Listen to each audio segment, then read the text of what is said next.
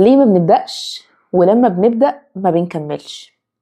الفيديو ده فيه خلاصة 7 سنين من محاولات الالتزام على تمارين العلاج الطبيعي والرياضة ودخولها في حياتي بشكل عام. أنا اسمي روان السيد، وأنا اللي دوخت دكاترة العلاج الطبيعي بتوع مصر كلها عشان ألتزم بالتمارين بتاعتي. وجاي أكلمكم النهاردة عن الالتزام. من 10 سنين اتفاجئت لما لقيت الرقم ده وأنا بصور في 2016 حصل لي حادثتين بينهم 6 شهور. الحادثتين دول تسببوا في كسور في أماكن متفرقة من جسمي، وطبعا فكرة إن حادثتين ورا بعض وإنت جسمك لسه ما استعادش أي حاجة كان محتاج ريهابيليتيشن بشكل محترم، إعادة تأهيل حقيقية. بس كان في مشكلة صغيرة. المشكلة هي إن الكلام ده حصل وأنا عندي 21 سنة، يعني كنت في ريعان شبابي حرفيا، في أكتر فترة فيها حماس في حياة أي بني آدم، أكتر فترة فيها طاقة، أكتر فترة في الشباب، نفسي أعمل حاجات كتير. فكانت الصحة بالنسبة لي مش بريوريتي أساسا، اللي هو العلاج الطبيعي ده حاجة بتعطلني، بتاخد من وقتي، وأنا لسه راجعة من أمريكا بقى وفي حاجات عايزة أعملها وطموحات وانترنشيبس وشغل بشتغله، كنت بشتغل من بدري. فملف الصحة كده كان كله برمته مش جاي معايا لحد ما اتخرجت. وفي 2019 ابتديت أدرك إن لأ، ده في مشكلة وإحنا من الواضح إن إحنا محتاجين نحلها، لأن أنا ما التزمتش حتى على إعادة التأهيل بتاعي أو العلاج الطبيعي بتاعي، وابتديت أتوجع جامد أو يبقى عندي مشاكل.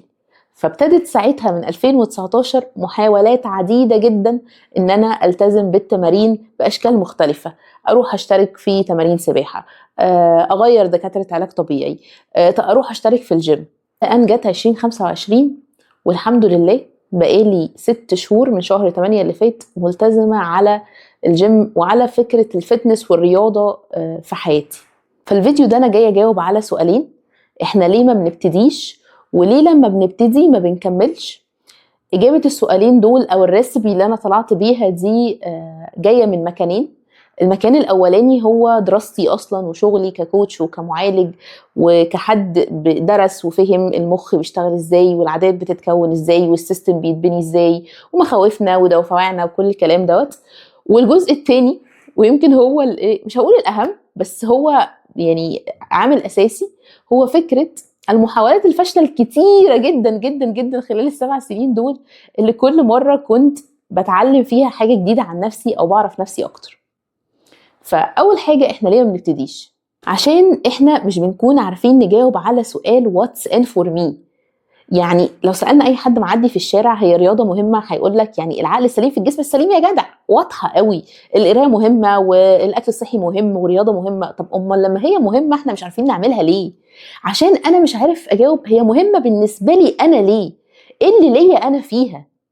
أنا عرفت أجاوب على السؤال ده هيطلع لي البنزين اللي هيطلع لي اللي اسمه الانر موتيفيشن أو التحفيز الداخلي اللي هيخليني أقوم أتحرك أعمل الشيء. ممكن نجاوب على السؤال ده ازاي كمان 20 سنة من دلوقتي لو تخيلنا نفسنا قاعدة معانا في الأوضة؟ هل العادات بتاعة النهاردة هتساعدني أعمل أهداف وأنا عندي 50 سنة؟ أنا عايزة أبقى تيتا روشة، ده واحد من أحلامي، البوزيتيف ايجينج. التيتا الروشة دي عمرها ما هتيجي بشخصية في الثلاثينات ظهرها وجعها طول الوقت ورجلها وجعها طول الوقت. فساعتها حسيت إن أنا محتاجة أتحرك. جزء من شغلي بيعمل لي كونسامبشن عالي جدا جدا، فكنت محتاجة مساحة تفريغ قوية عشان أعرف أكوب مع الشغلانة اللي أنا بشتغلها حاليا اللي هي في المجال النفسي. فساعتها ظهر الانر موتيفيشن، ساعتها البنزين ظهر ان لأ، انت محتاج تعمل الحاجة دي، انت محتاج تبتديها. فبقى في موتيف، بقى في حافز قوي بيخليك عايز تقوم تتحرك. طيب من أول يناير خلاص هشيل حديد ورحت الجيم ودفعت، بص اهو ادي 3 شهور في الجيم اهو عشان التزم. ما بنكملش ليه بقى؟ السؤال هنا بيقول هو أنا بعمل الحاجة دي أو بروح للعلاج الطبيعي بتاعي أو بروح للتمارين بتاعتي أو بروح للجيم بتاعي عشاني ولا عشانهم؟ ده سؤال مهم.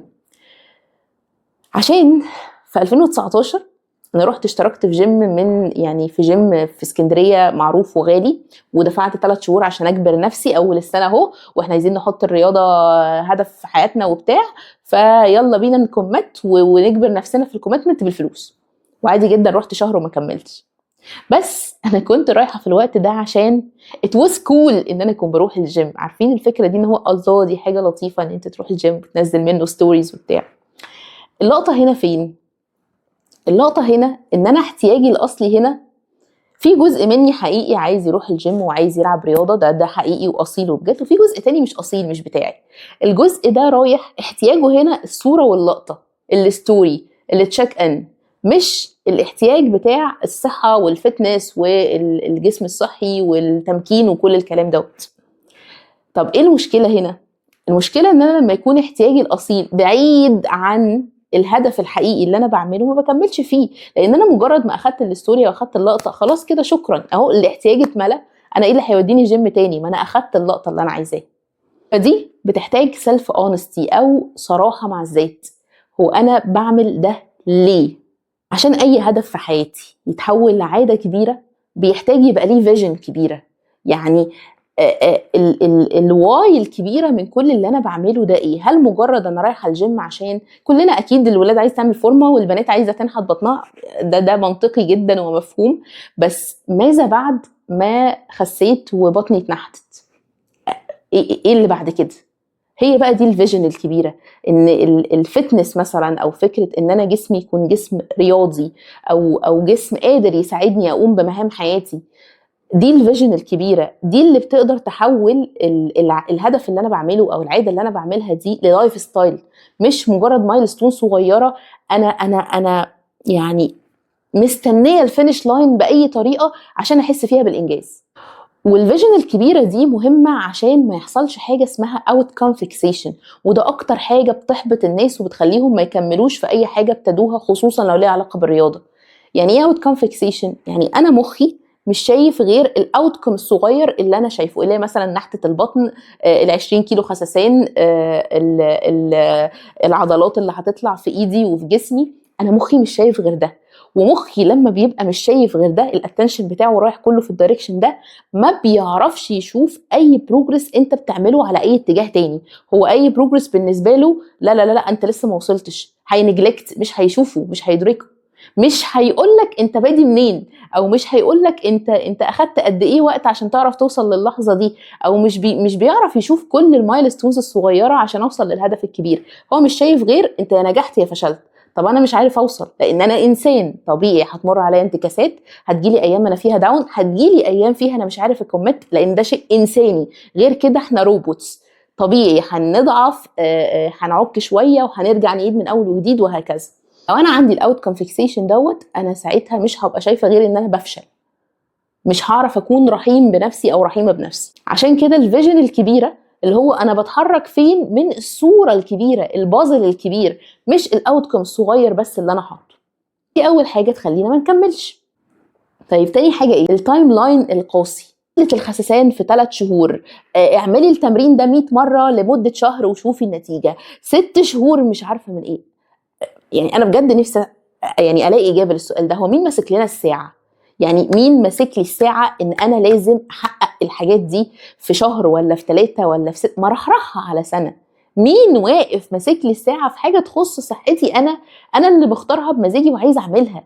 يعني طالما انا هنا بتكلم في انسان ما عندوش سبب عضوي يخليه محتاج في 3 شهور مثلا يحصل كذا. انت انسان بكامل ارادتك الحره رايح عايز تعمل تمارين او تعمل تظبط جسمك او تشتغل على نفسك. مين ماسك الساعه؟ مين ماسك التايم لاين ده؟ على فكره في جزء كبير من القوانين الصارمه والهاي ستاندرز دي بتبقى اصوات والديه ناقده، هي اللي واقفه تلسوعنا وتقول لنا ان احنا لازم يبقى في ضيق تنفس كده، يعني لازم الحاجات تحصل في خلال فتره زمنيه معينه والا ما نبقاش وصلنا والا ما نبقاش انجزنا. نحتاج نعمل حاجتين. اول حاجه ان احنا نبدل الاصوات السكريبتات اللي في دماغنا دي من اصوات ناقده الى اصوات اكثر رحمه واصوات اكثر انسانيه، وابقى ماشي according يعني زي ما كان الكوتش اللي علمني بيقول لك كده، ابص في ورقتي. انا عارفه ان ده صعب جدا في وسط السوشيال ميديا بالذات اللي احنا مطلعين فيها على حياه الناس كلها وداخلين اوض نومهم حتى، بس كل ما تلاقي نفسك بتتسحب ليه انت بتبص وبتقارن نفسك بناس، شد نفسك تاني. يعني تعلم المهاره دي، ان انا عارف ان هيحصل ان انا هقارن نفسي وهخش في اللوب دي، بس هسحب نفسي منها بسرعه. طيب تالت حاجة بتخليني ما كملش حاجة اسمها الفاميلياريتي بايس. يعني المخ بتاعنا هو متعود يروح وينجذب ويكمل في الشيء اللي هو متعود عليه، حتى لو الشيء ده بيضره.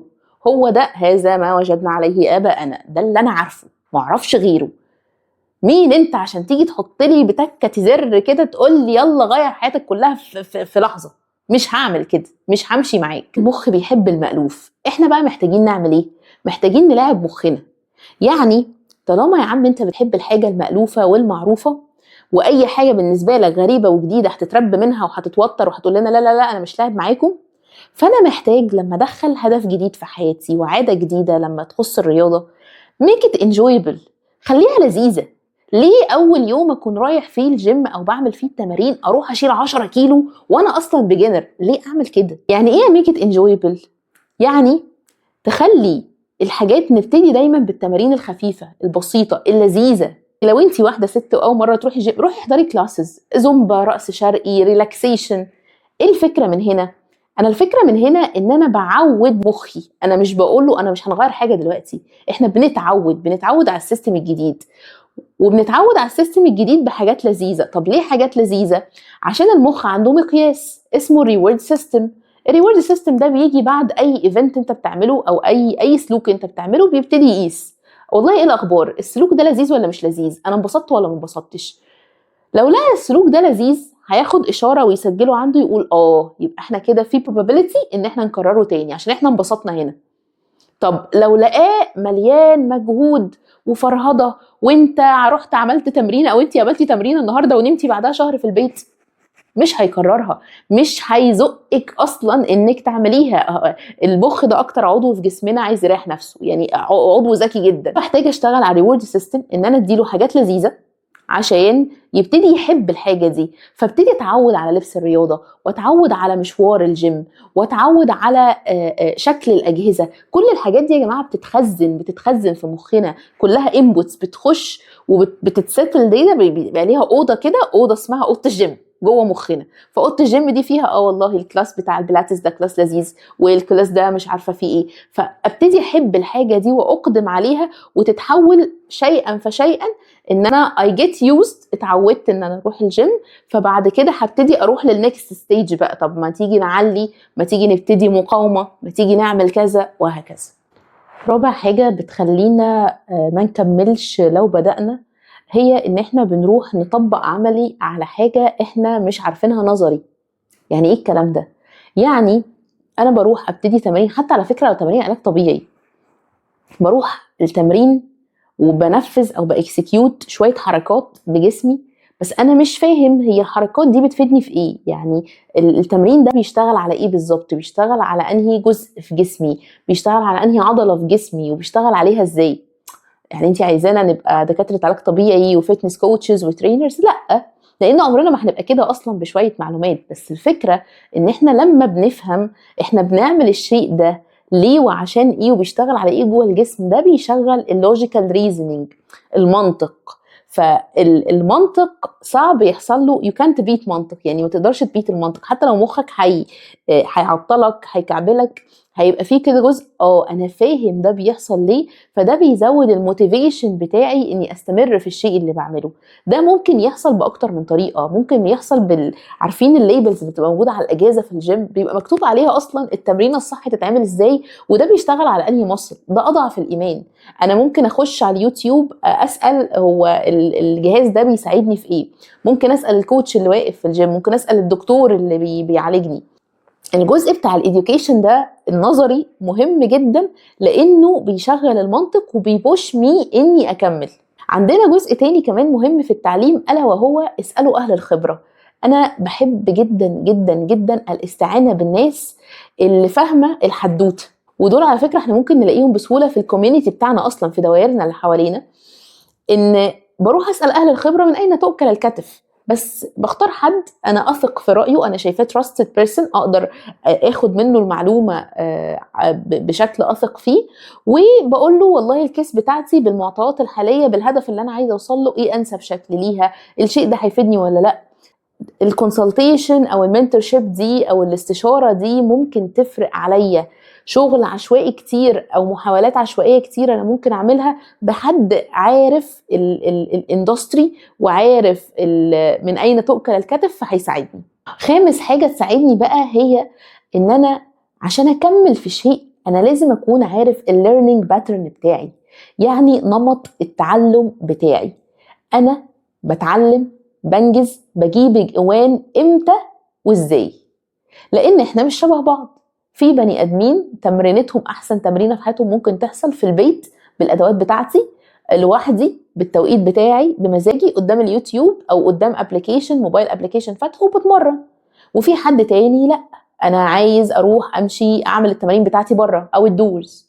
وفي حد تالت يقول لك لا، انا عايز اروح احضر كلاس جماعي، انا بحب الناس وبحب يكون معايا كوتش بيوجهني او بيوريني التمارين اللي محتاجه اعملها. وحد رابع يقول لا، انا بحب البرايفت سيشنز، انا هحجز 1 on 1 مع حد.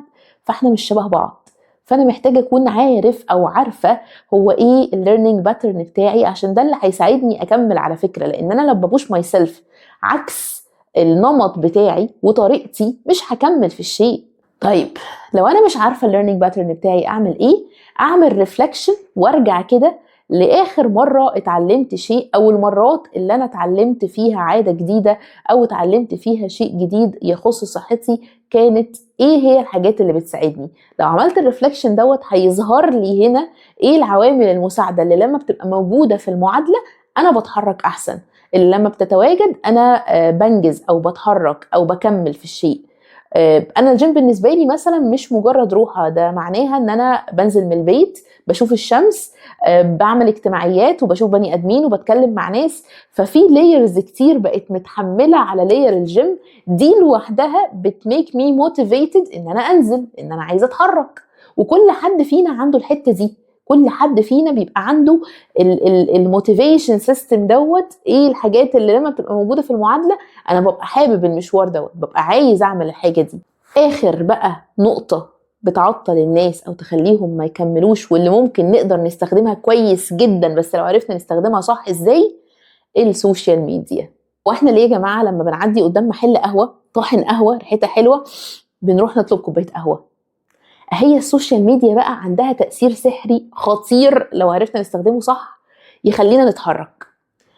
انا اللي بعمل له كونسامبشن هنا بيخلينا اتحرك جسديا. انا في مره نزلت يعني اتمشيت التمشيه اللي المفروض اتمشاها بسبب اني شفت فيديو لحد بيتكلم عن الرياضه بس بشكل لطيف. ثانيه واحده بقى كده بالراحه، دلوقتي الالجوريزم بيشتغل ازاي؟ هو اول ما بتكح كحه بيروح يجيب لك دواء كحه معروفه، خلاص كلنا بقينا عارفين كده. فاحنا عارفين دلوقتي ان هو هيروح يبين لك او يعمل لك اقتراح سجستشن للناس اللي مهتمه بالرياضه والتمارين والاكل الصحي والحياه الصحيه وكل الكلام ده. كلام حلو، انا بقى محتاج بس افلتره. يعني ايه افلتره؟ اي كوميونيكيشن في الحياه في مرسل ومستقبل. المرسل ده الشخص اللي بيطلع لك زي ما انا طالعه لك دلوقتي كده في فيديو بتكلم، والمستقبل هو حضرتك. المرسل ده بني ادم له ما له وعليه ما عليه. في ناس intentionally بتتعمد انها تلعب على السبكونشس بتاع البني ادمين وعلى اوجاعهم عشان الناس دي تشترك، ده موجود. وفي ناس بتعمل ده اصلا وهي مش اخده بالها ومش عارفه ان ده غلط، فده تاني حاجه. وفي ناس رحيمه، في ناس بتعلم الشيء فعلا بنفع وباثر وبضمير، فده دورك بقى يا معلم. دي معلش دي بقى السكه اللي انت لازم تمشيها لوحدك. انت شخص ادلت بالغ عاقل راشد، تقدر تختار مين الناس اللي تحب تسمع لهم. فلما من الاخر تلاقي حد شغال على جلد الذات اعمل له انفولو يا سيدي، خلصت الحدوته كده. اللي اقدر اقوله لك ان لما تلاقي حد وجوده في حياتك بيشجعك، وجوده في حياتك بيحركك، وجوده في حياتك بيخليك موتيفيتد، بيخليك احسن، بيخليك تتحرك من غير ما تتكعبل. عشان في ناس بتزقنا نتحرك تو ذا اكستنت ان احنا نتكفي على وشنا، لا برضو احنا بنخلي بالنا من دول. بيخلينا نتحرك بشكل رحيم وبشكل انساني. تابع يا عم الناس دي، ولو الناس ديت بتشتغل على جلد الذات وبتحسسني بالدونيه وتحسسني ان انا مش كفايه مهما عملت وكل الكلام ده، ما تتابعهمش، ما تشوفهمش. فخلي السوشيال ميديا الفيد اللي انت كده كده بتتعرض له، مهما عملت انت بتتعرض له وبتشوفه، طالما هو خلاص بقى جزء من حياتنا فليتس اكسبت ات اند فيس ات وخلينا نستخدمه بالشكل المفيد بدل ما نكون طول الوقت بنشتكي من اضراره. خلينا نستخدمه بالشكل المفيد، فنبقى بنختار مين هي الناس اللي احنا بنسمع لها، بنسيب لها ودنا، بنسيب لها وقتنا. دي عملة يعني كبيرة جدا. تقنيا انا مش عارفة فيديو بالطول ده هيوصل للناس ولا لا، اتمنى انها تكون مفيدة للناس وبالنفع عليهم يا رب. فقلت اراهن على الموضوع ده ونشوف ايه اللي هيحصل. فيا رب يكون الفيديو ده مفيد ويكون نور حاجات كتير. وشاركوني في الكومنتس لو في حاجة نورت معاكم او علقت معاكم او فرقت معاكم او خلتكم تشوفوا شيء بمنظور جديد. وشكرا.